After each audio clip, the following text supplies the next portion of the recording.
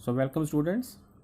We will take up the regulation of gene expression in prokaryotes as our topic, under which we will study about the functioning of the lac operon and its regulation. So before dealing with this topic, we should know that how the gene expresses itself and why a gene need to be regulated for its expression. So gene expresses by producing proteins and enzymes through the process of transcription and the translation. So there are several genes which needs to be expressed continuously as the products are needed 24/7 hours. For example, the genes for the glycolysis in all the cells are the constitutive genes. But some cells, they require a particular protein or particular enzyme at a particular time,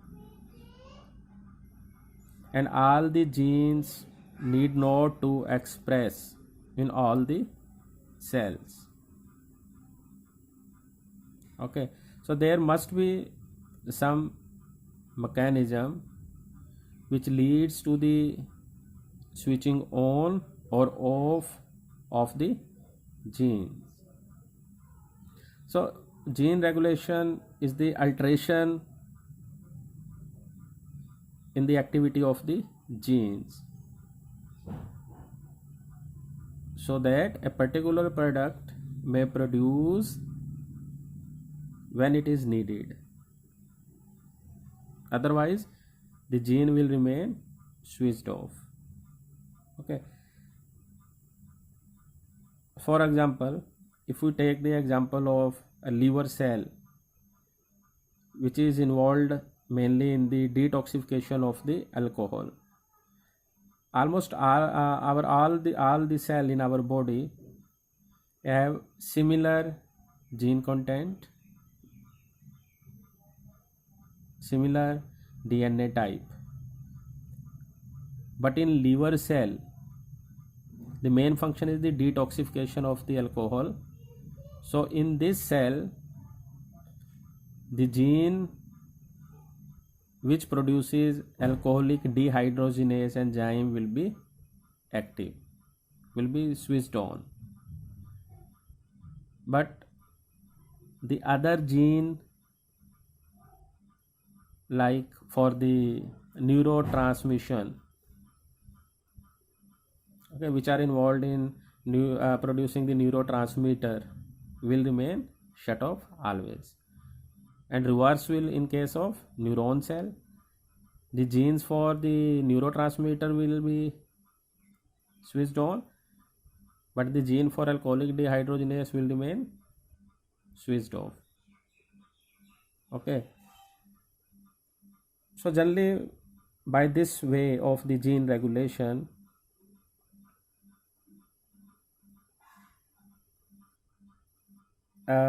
the versatility and the adaptability of an organism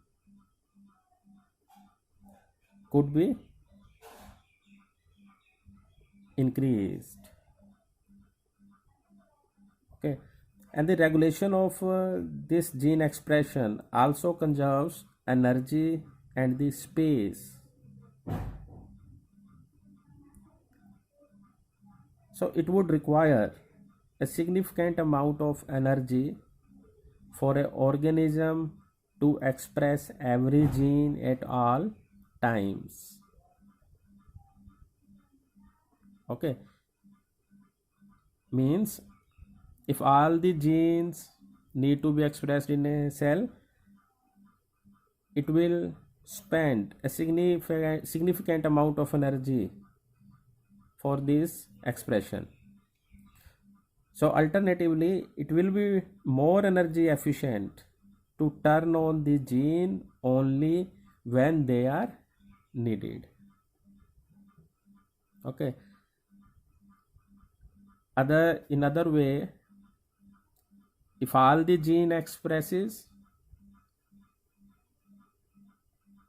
to accommodate the large quantity of the products like protein, the cell will need more space. It has to be grow bigger.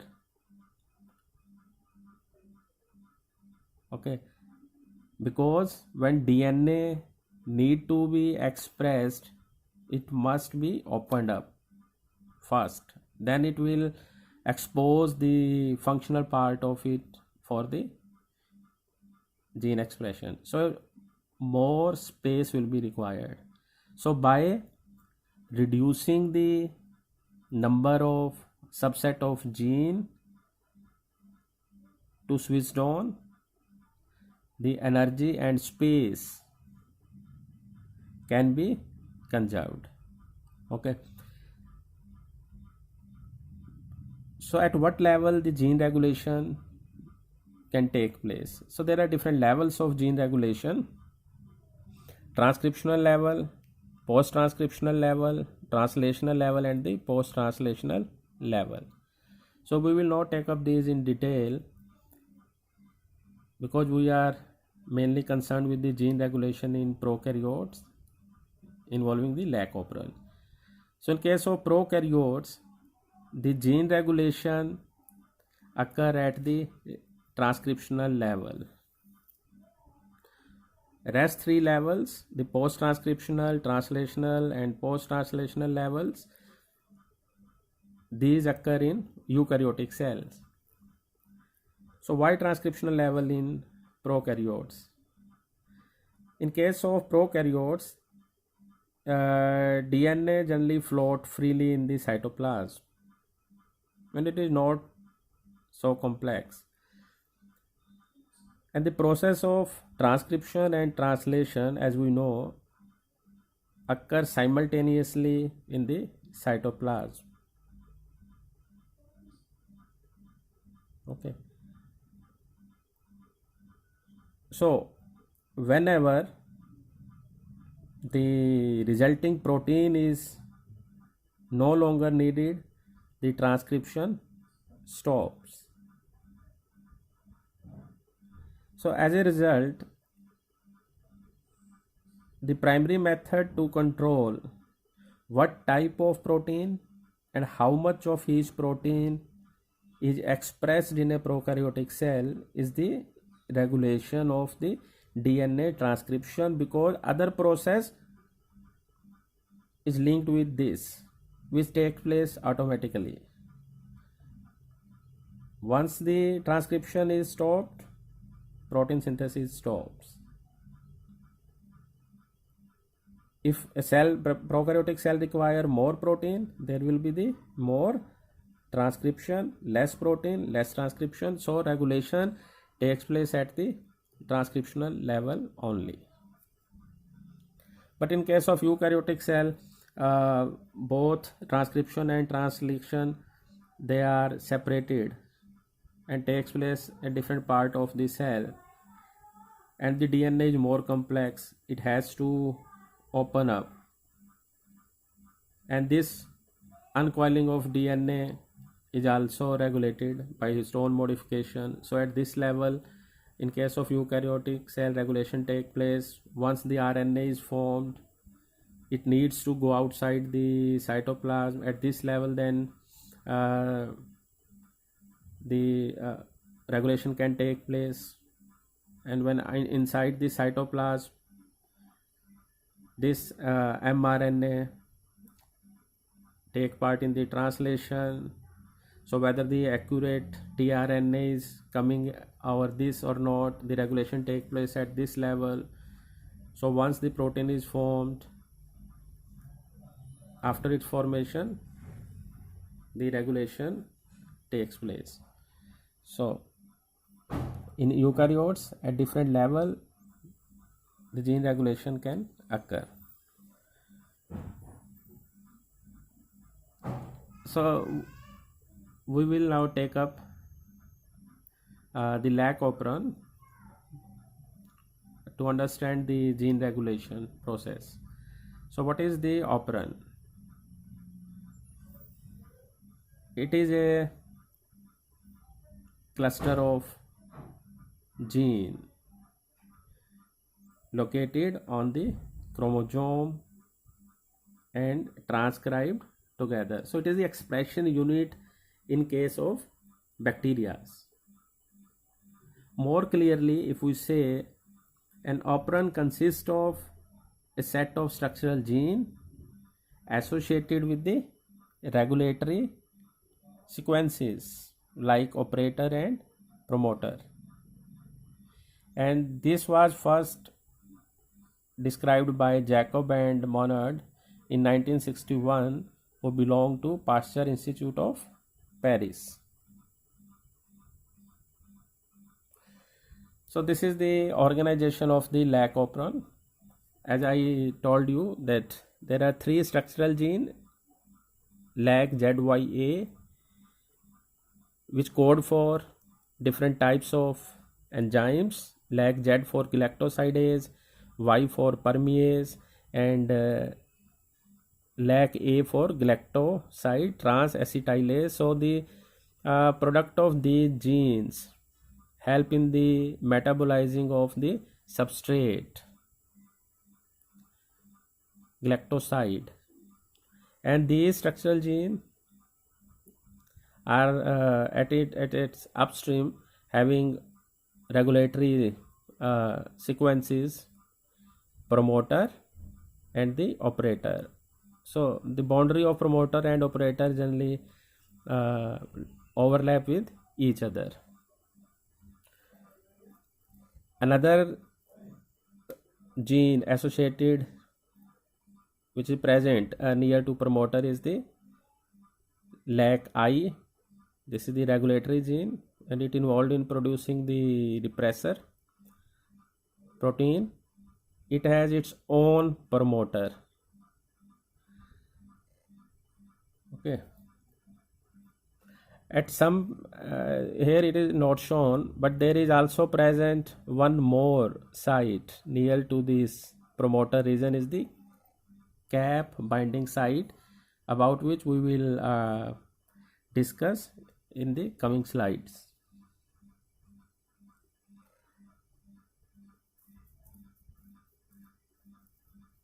So how the lac operon is controlled? There are two type of control system. One is the negative control and other is the positive control. So negative control is by the repressors, which are the product of lac I gene. It work like the brakes of the car.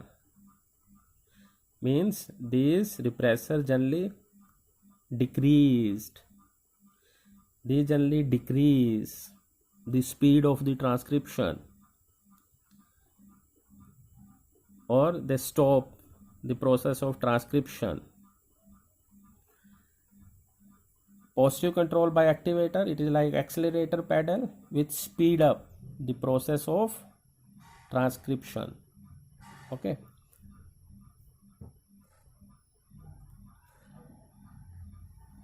So what is the negative control of the lac operon? Why it is called negative control system?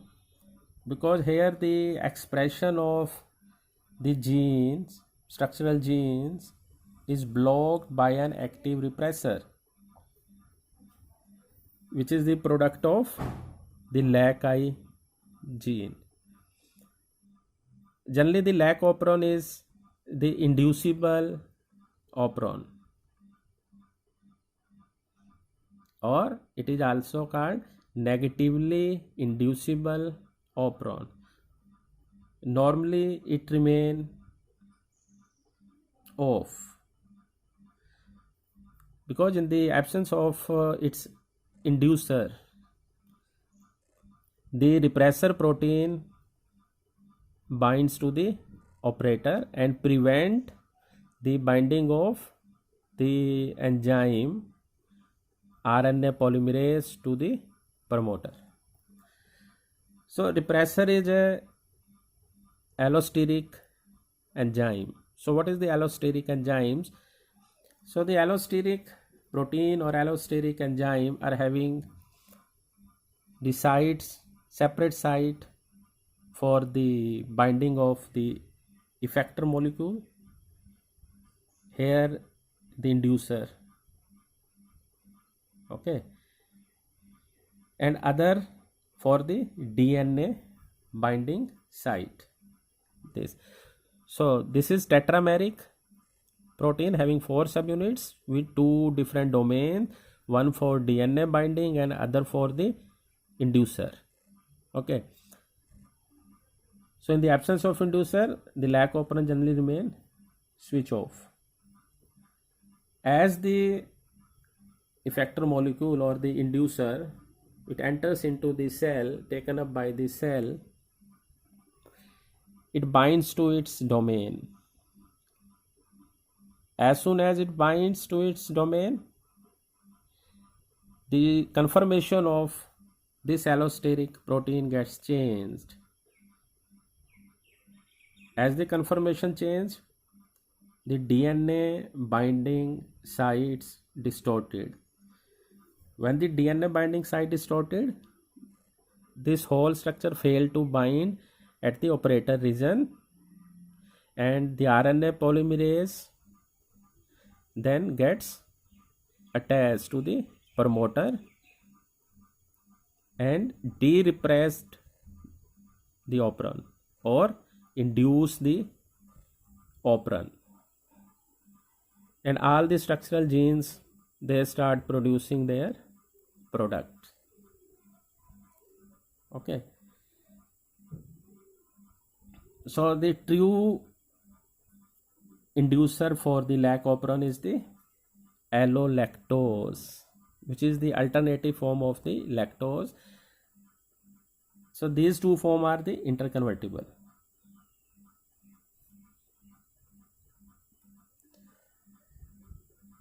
To show the effect of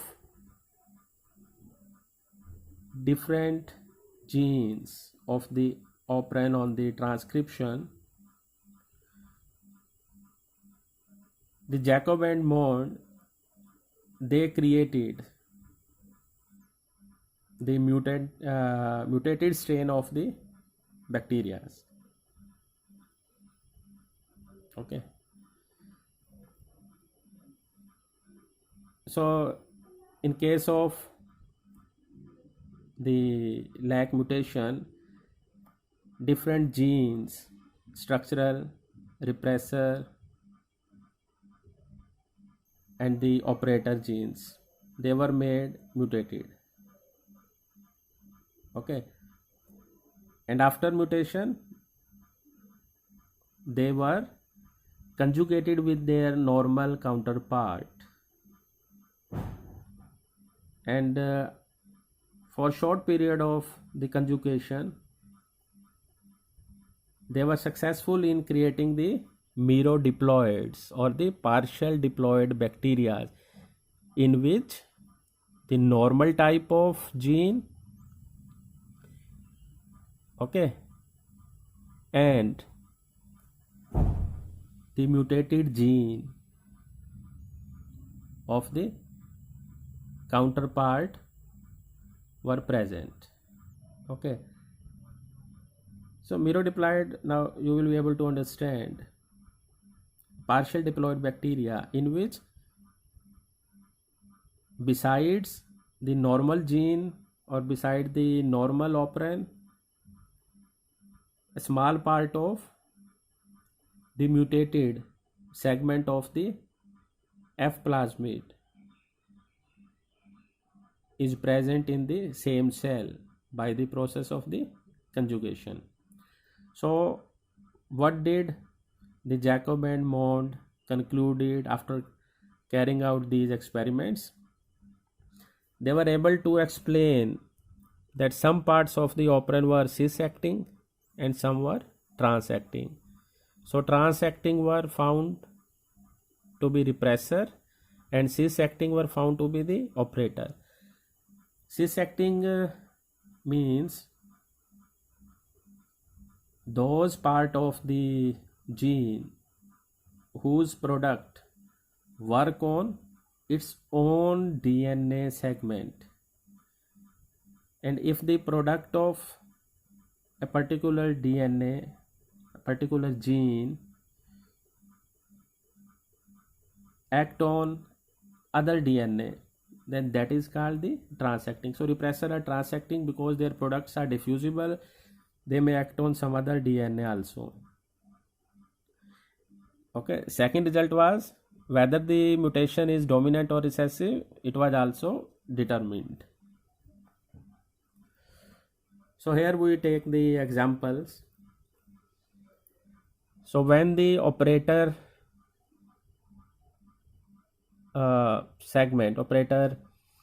gene was mutated, which is represented by OC here. So this is the mirodiploid cell in which this is normal. So in some books you will say that, you can say that it is the normal. Suppose if we delete this, suppose it is the normal, it is the mutated, okay, in which operator is mutated. Now what will happen? This is normal, lac I, and their product repressor protein is normal, but because of the mutation in this operator gene, the repressor, lac repressor will not be able to bind here, and this operand will show the constitutive expression of the gene. So all these product will keep on synthesizing, okay, but here this is normal, repressor will bind this lac O positive, and there will be the no expression in the absence of inducer. Here if inducer is present or not, it will not make any effect, okay, because repressor are not binding to this, and the function of inducer is to prevent the binding of repressor to this, okay. Here this binding site is already mutated, and this will remain switched on always. So this mutation is acting on its own DNA and not under the effect of other product, and not affecting other also. So it is the cis dominant mutation.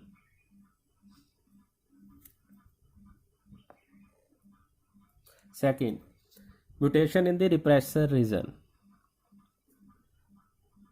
So here there are two cases in which lac I minus D, here the ligand binding site undergo mutation, okay, and here the DNA binding domain get mutated, okay, and the result will be the different. So when the ligand binding domain get mutated, means it will not bind to inducer whether it is present or not, but it could bind to the operator, because DNA binding site has not undergo mutation, only ligand binding site undergo mutation. This is the normal repressor, okay, and when both get bound, there will be the no lac product, because operator has been bounded by this repressor proteins. Okay, this is normal, this is mutated. So in the presence or in the absence of lactose, if this is mutated for the ligand binding site, no lac product will be there it will remain repressed. So mutation is cis and trans dominant type. Okay, because for its own DNA as well as for its other DNA, the repressor protein stop the production of the enzymes. So cis as well as the trans dominating mutation is there. Here the DNA binding site get mutated, so it is not able to bind with the operator. So if lactose is there or not, there will be the transcription continuous. But when it binds to the normal repressor, it alter the property of its also and inhibit this to bind at the operator site, and in normal case lac product will keep on producing. So from this it could be concluded that for the normal functioning of the repressor protein, as we have told you that it is tetrameric, all the subunit must be in the normal state.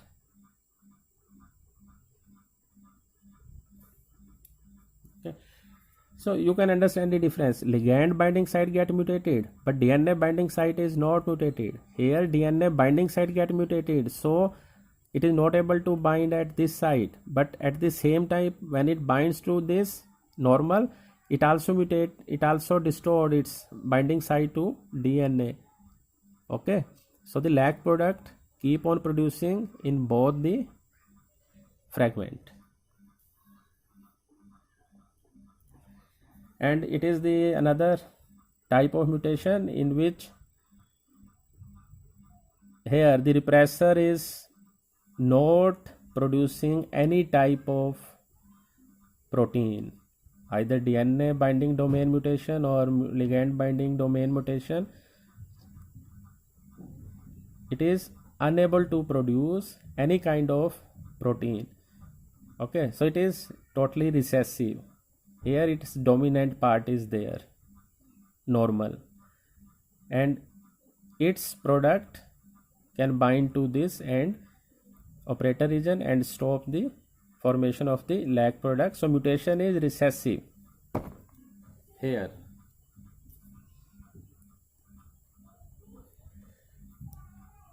So another type of control of lac operon is the positive control. So positive control of lac operon will be explained by using the catabolite repression. So catabolite repression is the one of the main type of control system in case of prokaryotes, mainly bacteria, in which a catabolite repressor generally inhibit the induction of certain enzymes which are involved in the use of other energy source. As we know that the energy source for bacteria is carbohydrate. So carbohydrate can be present in the form of glucose or the lactose. But if glucose is there, bacteria will prefer this, because if it prefer lactose, it has to broken down it into or hydrolyze it into its product. Okay, glucose and then galactose.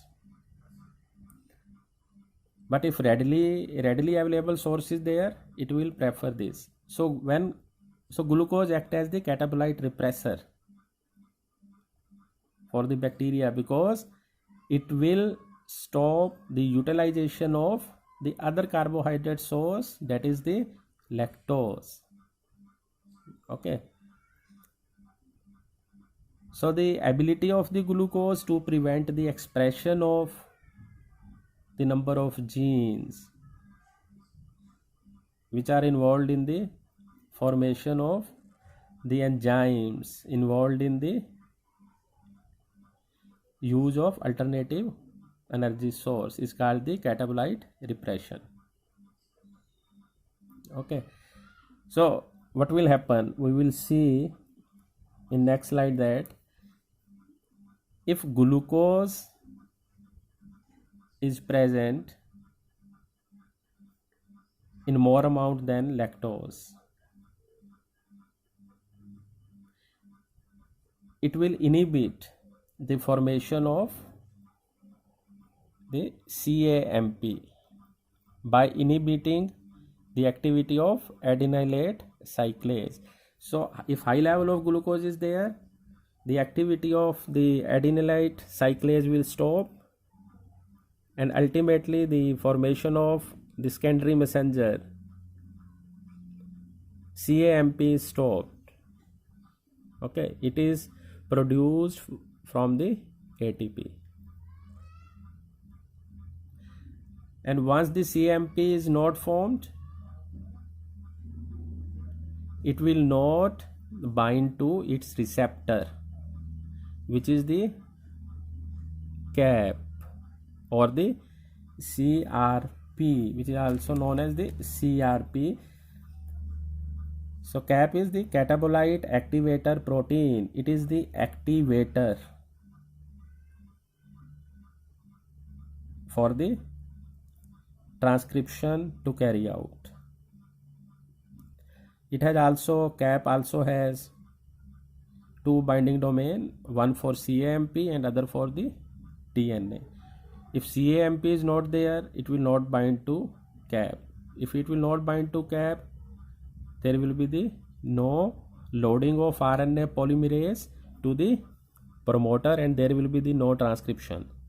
So as soon as glucose has used up, if its level start decreasing, the synthesis of CAMP start increasing. Okay, here if glucose is more, CAMP is less. If glucose is less, the synthesis of CAMP is more.